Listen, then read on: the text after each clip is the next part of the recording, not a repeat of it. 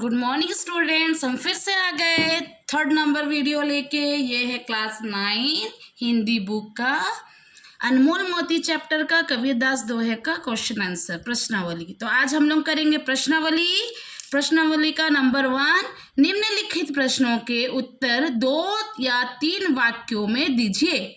Number 1 question, मनुष्य के जन्म को दुर्लभ क्यों कहा गया है? आम ऑलरेडी आगरू दुईटा दोहा पढ़ी दीचु। पहला नंबर दोहा था मनीषा जन्म दुर्लभ है, देहना बारंबार, तरवर थे फली झड़ी पड़िया, बहुरी न लागे डार। तो इसी दोहे से ये क्वेश्चन आया हुआ है। क्वेश्चन है क्या? मनुष्य के जन्म को दुर्लभ क्यों कहा गया है? ठीक है, तो मनुष्य के जन्म को दुर्लभ क्यों कहा गया है, उसका आंसर है, उसका उत्तर क्या है? संसार में मनुष्य का जन्म दुर्लभ होता है। मनुष्य का देह या शरीर बार बार नहीं मिलता, कई जन्मों के बाद ये मनुष्य जन्म मिलता है, इसलिए मनुष्य का जन्म दुर्लभ माना गया है। क्या है आंसर? मनुष्य के जन्म को दुर्लभ क्यों कहा गया है? क्योंकि मनुष्य का शरीर दुर्लभ ही होता है। मनुष्य का जो देह या शरीर के बारे में बात करेंगे वो बार बार नहीं मिलता, कई जन्मों के बाद या मनुष्य का जन्म मिलता है, इसलिए मनुष्य को जन्म दुर्लभ माना जाता है। ठीक है, अब क्वेश्चन नंबर 2, साधुओं और सज्जनों की तुलना किससे की गई है और क्यों? ये है दोहा नंबर 2। तुम लोग को पता ही होगा, हम लोग पिछले वीडियो में ये दोहा पढ़े थे।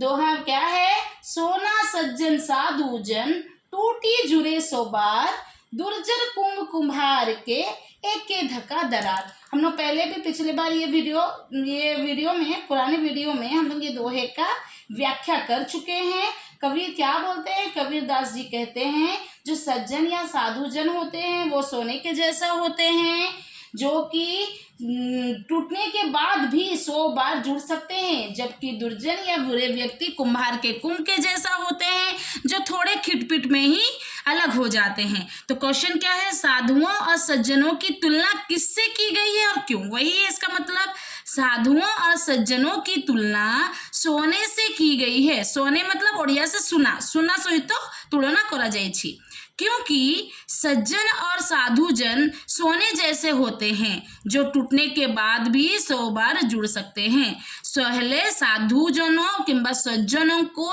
तुलना कहा सहित करा जायछि? सुना सहित करा जायछि।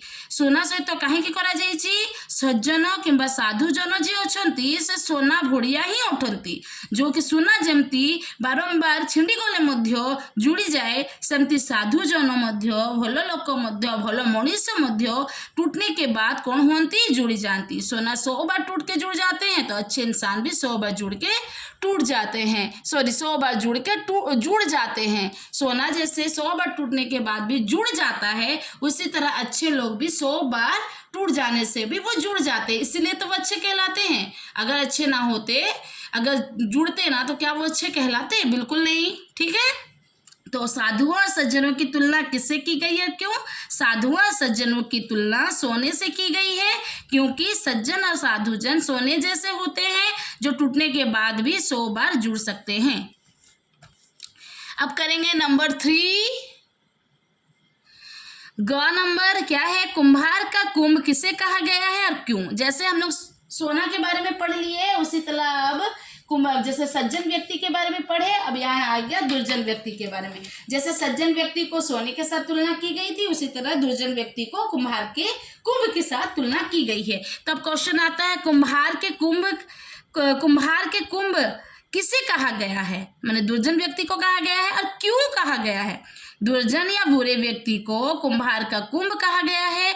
जिस तरह कुम्हार का कुंभ या घड़ा एक धक्के या झटके से टूट जाता है, ठीक उसी प्रकार दुर्जन जरा सा मनमुटाव या मतभेद होते ही अलग हो जाता है।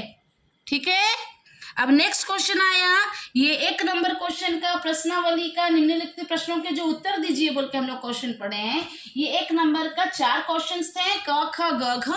अब ये लास्ट वाला है। ठीक है, कबीरदास के दोहों को साखी क्यों कहा गया है? कभी हम लोग कवि परिचय में भी पढ़े थे कि कबीरदास के दोहे जो है वो साखी है, तो इसको दोहों को साखी क्यों कहा गया है? तो साखी शब्द हम लोग कबीरदास के परिचय में ही पढ़े थे कि जो साखी शब्द है वो ज्ञान और अनुभूति का प्रतीक है। ये वो ज्ञान और अनुभूति है जिसे स्वयं कवि ने अपने अंतःकरण से साक्षात्कार करके प्राप्त किया है।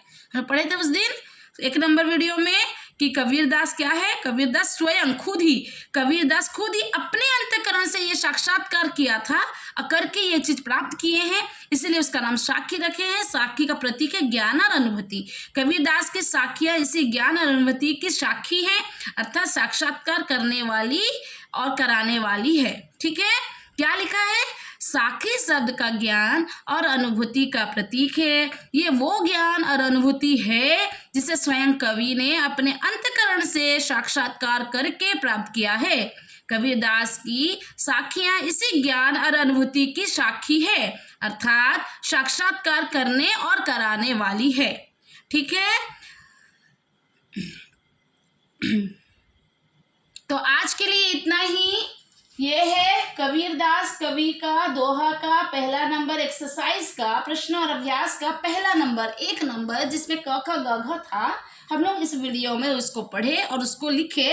अब नेक्स्ट वीडियो में हम करेंगे नंबर 2, जिसमें लिखा है निम्नलिखित अवतरणों का आशय स्पष्ट कीजिए, जिसको हम लोग दूसरे वीडियो में करेंगे। अगर आप लोग को कोई डाउट है तो आप मुझे कमेंट करके भी क्वेश्चन पूछ सकते हैं। ठीक है, और अगर मेरा वीडियो पसंद आया है तो लाइक करें और सब्सक्राइब करें। Thank you. हम मिलेंगे फिर नेक्स्ट वीडियो में।